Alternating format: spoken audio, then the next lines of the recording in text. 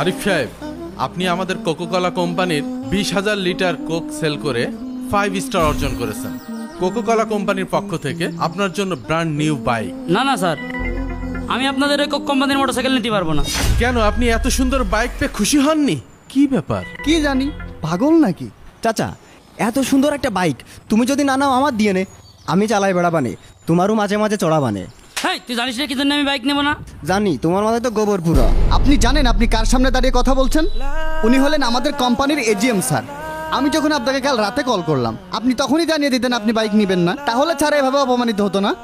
আপনার ছাত্র শুধু অপমানিত হয়েছে, এদিক যে আমার জীবন শেষ হয়ে যাচ্ছে। আহ, কি হয়েছে বুঝলাম না, একটু খুলে বলবেন তো? তালি শোনেন। আরে খুব গরম লেগেছে রে, ঠান্ডা মান্ডা খাওয়া তো।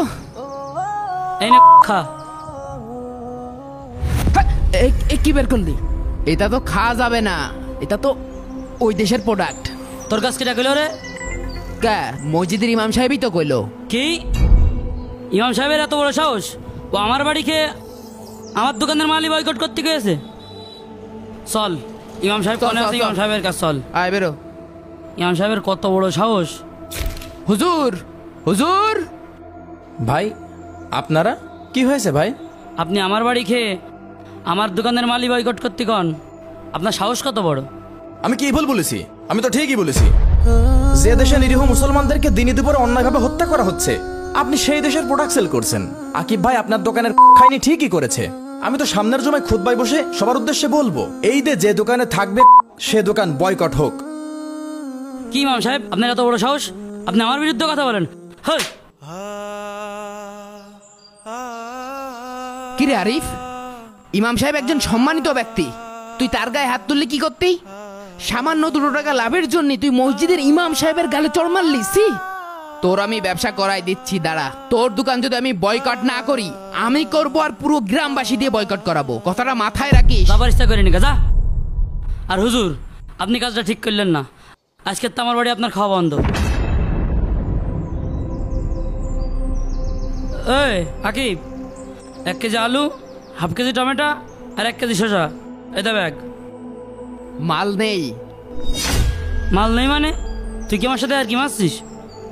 কত মাল রয়েছে? তুই আমার বিয়াই না বউ নাই যে তোর সাথে আর কি মারতে হবে? তুই সহ তোর দোকান বয়কট, যা সর সর সর যা। নিলাম না তোর কাছে তরকারি, দোকান মনে হচ্ছে আর নেই। যা যা যা, দেখি তোর কাছে কিটা বেছে তরকারি। কিরে বাকি ভাই, তুই আজ কদিন আমার ডিম দিয়ে বন্ধ করে দিছিস কা? তুই বেচিস তাই তোর কাছে ডিম বেচা বন্ধ করে দিয়েছি। গ্রামবাসী তোর বয়কট করেছে, আমিও বয়কট করেছি।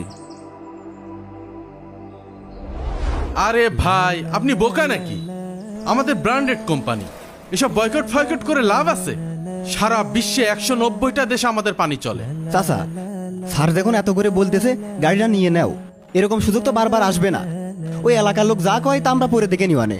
শোনেন ভাই, আপনি মাত্র 5 স্টার কমপ্লিট করে নিউ বাইক পেয়েছেন। 7 স্টার কমপ্লিট করতে পারলে নিউ ব্র্যান্ড কার পাবেন আপনি। আসলে আমিও তো বাইকটা নিতেই চাই, কিন্তু আরে বাদ দেন তো, আরে নেন বাইকের চাবি। ও আরিফ, হ্যাঁ শুনলাম তোর দোকানে নাকি কারা এসে? এই দেখেন স্যার, এখানে 2 জনের জন্য সারা গ্রামের লোক আমার বয়কট করেছে। আমার কোনো বেচা কিনা নেই।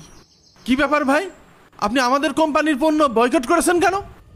স্যার আমরা তো মূর্খ সূর্খ মানুষ, বয়কট ফয়কট তো বুঝি নে। স্যার আমাদের এই গ্রামের লোকজন স্যার রক্ত মক্ত খায় না। রক্ত খায় না মানে? আমরা কি রক্ত বিক্রি করি নাকি? আপনারা রক্তই বিক্রি করেন, রক্ত স্যার। আরে এসব পাগল ছাগল লোকজন কোথা থেকে আসে? শোনেন, এসব বয়কট ফয়কটের ভয় আমাদেরকে দেখাবেন না। আমাদের কোম্পানির কেউ কোনোদিন কিছু করতেও পারেনি, আজও কিছু করতে পারবে না। স্যার মুসলিম মুসলিম ভাই ভাই সে পৃথিবীর যে প্রান্তেই থাক না কেন, স্যার আমরা বাঙালিরা একটা কোম্পানি যেরকম উপরে তুলতে পারি সেই রকম টেইনের নামাতেও পারি স্যার। আমাদেরকে হালকা ভাবে নিয়েন না স্যার, এর পুইতে ফেলবা না স্যার। স্যার ভাবছাপ তো ভালো দেখছি নে, গ্রামের লোকজন জড়ো হয়ে গিয়েছে, এখান থেকে তাড়াতাড়ি ভাগতে হবে। গাড়ি কি স্টার্ট দেবো স্যার? দাও দাও। জি স্যার। ওয়াল্লাহ কত লোক। আরে ও কোকালা স্যার, কোক বিক্রি করবেন না? যে দোকানে থাকবে, যে দোকানে থাকবে সে দোকানের বয়কট হোক। আরে স্টার্ট দিতে পারছো না? আমাদের বয়কট নাকি দুর্বল। প্রিয় ভাইয়েরা, ভিডিওটা শেয়ার করে বয়কটের ক্ষমতা দেখিয়ে দিন।